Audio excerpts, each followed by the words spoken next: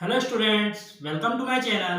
और आज हम एक्सरसाइज 4.3 में क्वेश्चन नंबर 4 सॉल्व करने जा रहे हैं। यहाँ हमसे कहा है the sum of the reciprocals of Rahman's ages 3 years ago and 5 years from now is 1/3.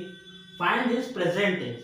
तो हमसे कहा है कि रहमान की एज का रेसिप्रोकल, वो भी कब, उसकी जो प्रेजेंट एज है उससे 3 years अगो और उसकी प्रेजेंट एज के 5 year आफ्टर, 5 साल के बाद में उनकी एज का जो रेसिप्रोकल है वो 1/3 हो जाता है सम करने पे। तो फाइंड द प्रेजेंट एज, तो हमें प्रेजेंट एज रहमान की फाइंड करना है। तो चलिए हम फाइंड करते हैं। तो सबसे पहले हम सपोज कर लेते हैं रहमान की प्रेजेंट एज। तो let be present age of Rahman, present age of Rahman. तो रहमान की प्रेजेंट एज हो गई, हमने सपोज कर ली है x ईयर्स। तो आप 3 years अगो हमसे कहा है, तो 3 years अगो भी फाइंड कर लेते हैं रहमान की एज। तो 3 years अगो, 3 years ago his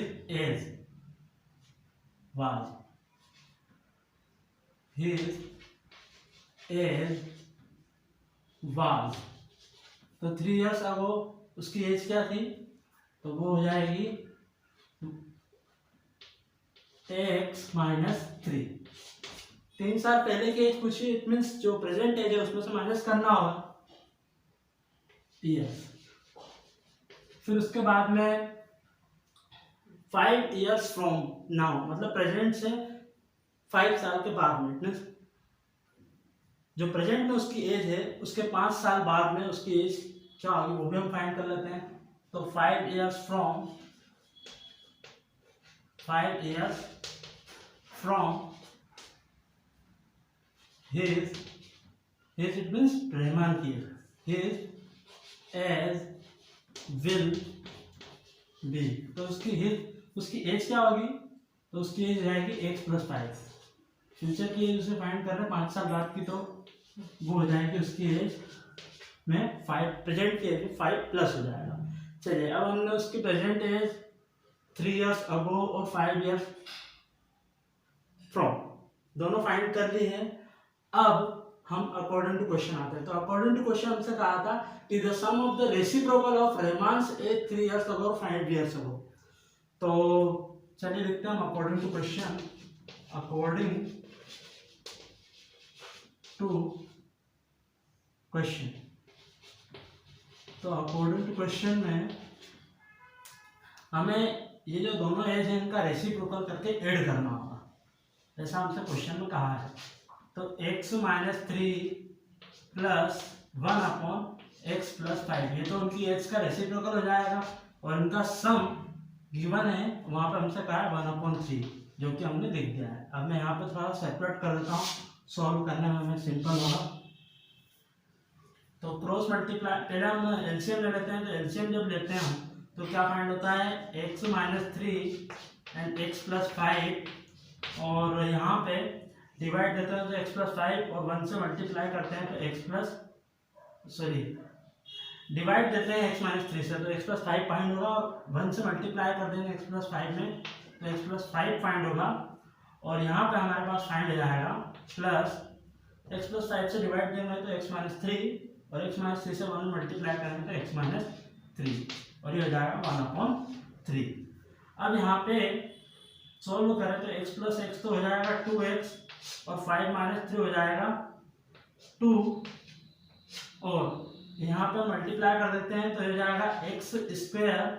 x से 5 में मल्टीप्लाई करते हैं तो 5x, और x से 3 में मल्टीप्लाई करते हैं हम तो -3x, और 3 से मल्टीप्लाई करते हैं तो 5 में तो -50 = 1/3 हो जाएगा। यहाँ थोड़ा और सिंप्लीफाई करें तो 2x + 2 एज इट इज, और ये हो जाएगा x² और प्लस 2x 5 माइनस 3 2 और यहाँ पे हो जाएगा 15 और इज इक्वल टू 1/3। अब यहाँ पे हम क्रॉस मल्टीप्लाई कर देते हैं, तो क्रॉस मल्टीप्लाई करते हैं तो देखिए क्या फाइंड होता है। 3 तो इजिली ये 3 इधर आ जाएगा, यहाँ पे 3 से क्रॉस मल्टीप्लाई आएगा तो 2x plus 2 as it is equal to, यहाँ पे 1 से मल्टीप्लाई हो जाएगा, 1 में मल्टीप्लाई होगा इससे, तो हमारे पास में आ जाएगा एक्स स्क्वायर 1 इंटू एक्स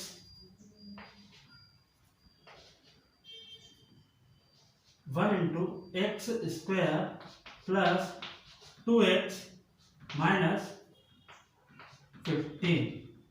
तो ये हमारे पास फाइंड हुआ। अब हम मल्टीप्लाई करते हैं, तो 3 2 6x plus 3 2 6 is equal to, यहाँ पे तो 1 से सभी मल्टीप्लाई करेंगे तो एज इट इज आएगा हमारे पास में x square plus 2x minus 15। अब इसके बाद में हम सभी को ट्रांसफर कर देते हैं। इट मीन्स यहाँ पे 6x प्लस जो x है इसे हम ट्रांसफर कर देते हैं। तो जब ट्रांसफर करते हैं तो देखिए क्या आ जाएगा, x square plus 2x minus 15 और 6x तो ट्रांसफर होकर माइनस x और 6 से ट्रांसफर होकर माइनस 6 इज इक्वल टू 0।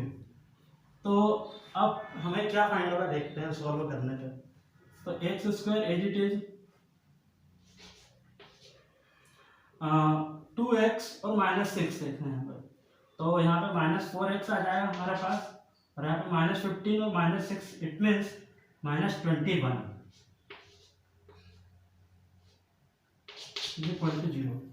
अब यहाँ पे हम माइनस 21 को फैक्टराइज करते हैं, बिकॉज हमें मिडिल टर्म को स्प्लिट करना है। तो हमारे पास आता है 7 3 24, 7 3 24 और 7 में से 3 को माइनस करेंगे तो 4 आ जाएगा। तो इसका मीनिंग हम मिडिल टर्म को स्प्लिट करके कुछ इस टाइप से लिख सकते हैं कि माइनस 7x प्लस 3x और यहाँ पे माइनस 21 इज इक्वल टू 0, ऐसा हम लिख सकते हैं। तो एक्स स्क्वायर तो एज इट इज, सॉरी यहाँ पे हमें कॉमन लेना है फर्स्ट 2 टर्म में से, तो फर्स्ट 2 टर्म में से कॉमन ले रहे हैं तो x आएगा कॉमन और बचेगा x माइनस 7 और यहाँ पे दोनों में से अगर हम लोग कॉमन लेते हैं तो हमारे पास में प्लस 3 कॉमन आएगा और बचेगा x minus 7 is equal to 0। अब x माइनस 7 दोनों में कॉमन आ रहा है तो x माइनस 7 तो एज इट इज, और हमारे पास क्या बचा, तो हमारे पास बचा x plus 3 is equal to 0। अब हम ये वाला पोर्शन रफ कर देते हैं, पोर्शन को हम लोग रफ कर रहे हैं। तो देखिए एक बार हम x माइनस 7 के इक्वल टू में 0 लिख सकते हैं और एक बार x प्लस 3 के इक्वल टू में 0 लिख सकते हैं। तो हमारे पास x is equal to 7 find हुआ और x is equal to minus 3 find हुआ। बट हमें यह ध्यान रखना है कि h can not be negative, जो एज होती है वो नेगेटिव नहीं होती है, इसलिए हम ये जो वैल्यू है x is equal to minus 3 इसे हम निगलेक्ट कर देंगे और हम यहाँ पर x की जो वैल्यू है वो 7 लेंगे। तो इस टाइप से जो रहमान की प्रेजेंट एज हुई वो 7 ईयर्स फाइंड। तो हम लिख सकते हैं कि hence present age of Rahman, present age of Rahman